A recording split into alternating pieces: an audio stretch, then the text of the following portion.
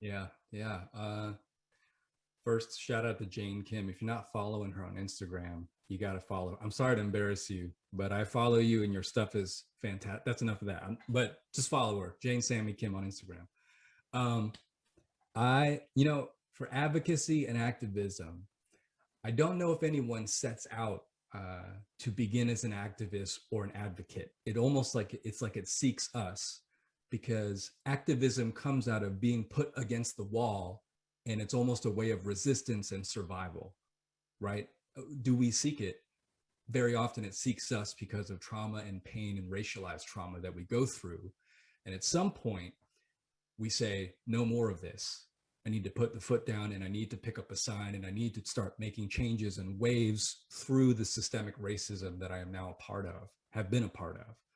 And so for me, growing up in Florida, which is has a diversity issue, and I live in Florida, and I apologize for that. I know everybody's heard hashtag Florida man, but lots and lots of racism, being very often the only Asian American in school. And so I have been beat up, I have been spit on, I've been pushed around, verbally, physically assaulted. And you would think earlier when you read my bio, I'm a 6th-degree black belt and all that, but there is something about racialized trauma that causes a person to freeze, even if they know how to defend themselves. And so as I entered into chaplaincy and trauma informed care, the question that I asked was, with the knowledge and education that I have for resilience, recovery through trauma, through grief and crisis counseling, how can I bring that to those who are in the aftermath of racialized trauma? How can I advocate and use my activism for those who are picking up the pieces of having been assaulted, of having internalized racism, of experiencing constant day-to-day trauma, whether in the headlines or interacting day-to-day life.